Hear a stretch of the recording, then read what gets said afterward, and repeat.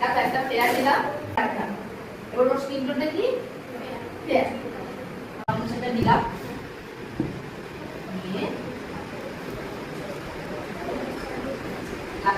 কতটা পেয়ার, অনেকটা পেয়ার, ঠিক আছে। তো এর সঙ্গে আমাকে একটুখানি ডাবটা মিক্স করতে হবে, মানে 1% হলো আমাদের ডাব, 3% হলো আমাদের পেয়ার। মিডিয়াম স্পিড হলে কি হয়ে যাবে, 50-50 হয়ে যাবে, মানে 4 ভাগের 3 ভাগ আমাদের পেয়ার, 1 ভাগ আমাদের ডাব, ঠিক আছে।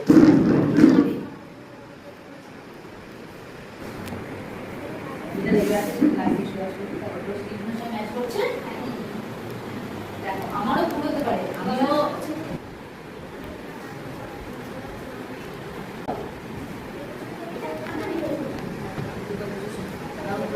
ওর স্কিন টোনের হয়েছে, দেখো এটা দেখো ওর একদম স্কিন টোনের সঙ্গে ম্যাচ হলো। এবার না এই জায়গাটা লাগাও, লাগিয়ে করে দেখে নিতে হবে, ঠিক আছে।